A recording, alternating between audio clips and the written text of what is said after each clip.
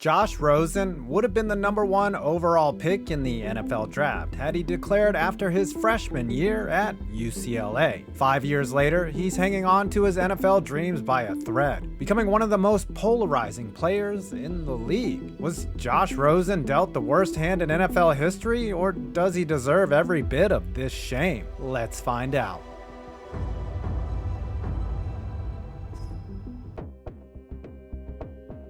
As of the 2021 offseason, Josh Rosen is a backup quarterback for the San Francisco 49ers, who just drafted another QB. He's played for 4 teams in 3 seasons. The team that selected him in 2018 tossed him to the curb like furniture at Antonio Brown's apartment. He was benched by his second team, and he hasn't seen the field since. A can't-miss prospect is now a journeyman. But once upon a time, he was the chosen one. Everybody recognizes the talent with Rosen, but he's not the top guy in the draft because nobody likes him? That's what one anonymous scout said about UCLA's junior quarterback, who was gearing up to enter the NFL draft in the spring of 2018. Rosen's dad was an ice skater and a surgeon. How's that for a combination? And his mother, the captain of the Princeton lacrosse team and a journalist. The son was gifted beyond measure, both mentally and athletically.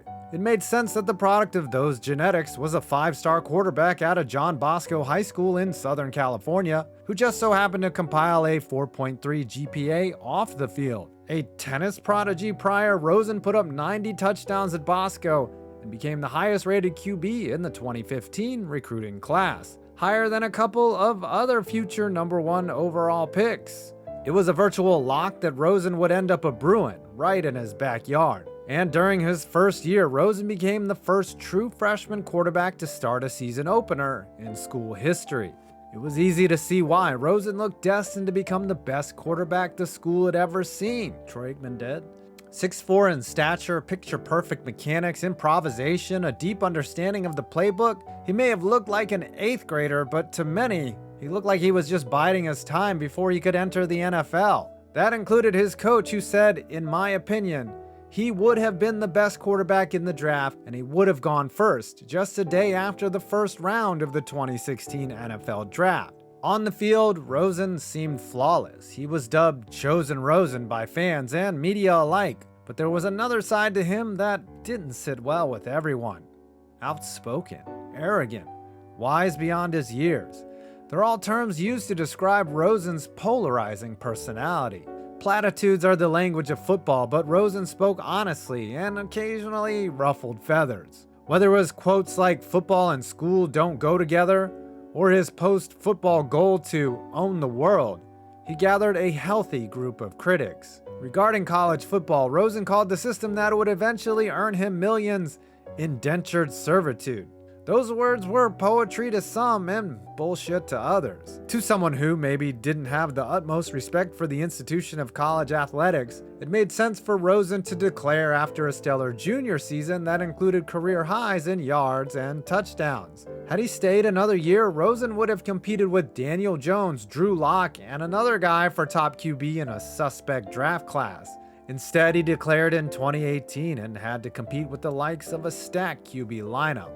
In retrospect, it was not a good move. There were 9 mistakes made ahead of me, and I will make sure over the next decade or so that they will know that they made a mistake. After just 13 starts in Arizona, Josh Rosen was done as a Cardinal. He had been traded to the Miami Dolphins for a 2nd and 5th round pick. A far cry from the 10th overall pick that Arizona had spent on him 1 year before. Truth be told, Rosen never had a chance in the desert. He had been paired with a defensive head coach, Steve Wilkes, who, like Rosen, was let go after one 3-13 season in 2018. That year, Josh Rosen played 1 game on national television, a Thursday night game at home against the struggling Denver Broncos. In what could have been his coming out party, Rosen, "Don't turn a car crash into a fatality," he said, alluding to limiting mistakes. It's a weird analogy. If one mistake is a car crash, that game was a 15-car pileup. That's a spot-on analogy. His first pass of the game was intercepted and returned for a touchdown, one of 2 pick sixes he would serve up.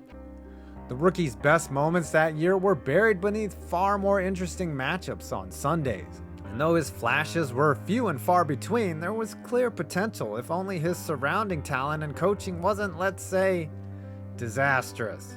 Rosen didn't help himself either, especially the day after the draft when he called the players taken ahead of him 9 mistakes. America loves the word schadenfreude, and Rosen's rookie campaign was a perfect example of it. Those who never liked Rosen could quickly label him a bust, while his supporters could point to brief flashes of brilliance amongst an offense consisting of Larry Fitzgerald, a washed-up David Johnson, and a bunch of nobodies. Hold on, we gotta pause to laugh at the Texans. All right, back to the story. When the Cardinals took a chance on Cliff Kingsbury, who brought his air raid philosophy, he had no obligation to Rosen. That meant he would find his own quarterback to run his system. Oklahoma's 2-sport star, Kyler Murray, who was ranked behind Rosen in the 2015 recruiting class, usurped chosen Rosen's throne.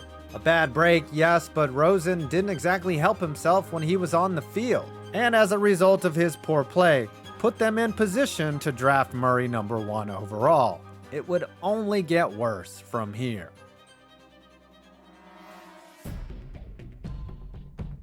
If Arizona was a bunch of nobodies, the 2019 Miami Dolphins were even more terabad. They were a team designed to lose. Before the season started, the team parted ways with Ryan Tannehill and Laramie Tunsil, and in the middle of the season traded Minkah Fitzpatrick and Kenyon Drake.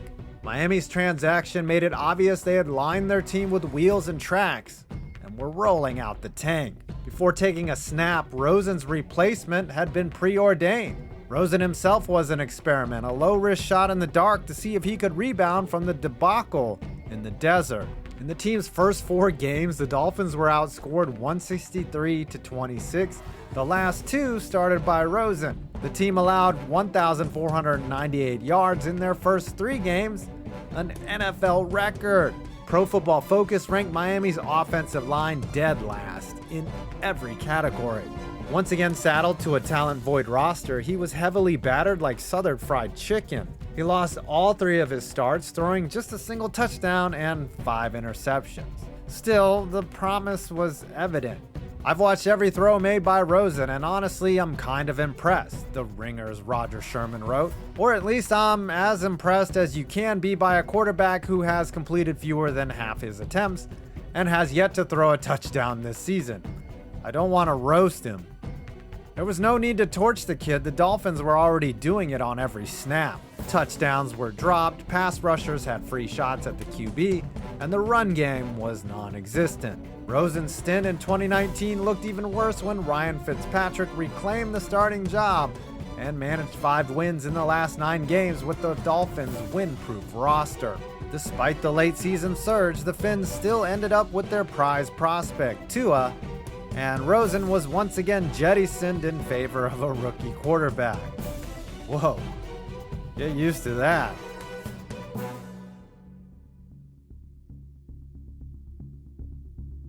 Josh Rosen has played for 4 teams in his 3 NFL seasons, including a brief stopover on Tampa's practice squad. On one hand, that says he's a journeyman, incapable of convincing a team he's worth multiple seasons. On the other foot, it shows as soon as one team lets him go, there's always another one waiting in the weeds to make him their fixer-upper. Both Bruce Arians and Kyle Shanahan thought highly enough to bring him in after Rosen was cast off by the Dolphins prior to the 2020 season. 49ers even gave him one thing he had never gotten, a second contract, though they just selected another QB in the first round, so he's clearly not long in the Bay Area. Seriously, again? Josh Rosen is the NFL's version of a Rorschach test.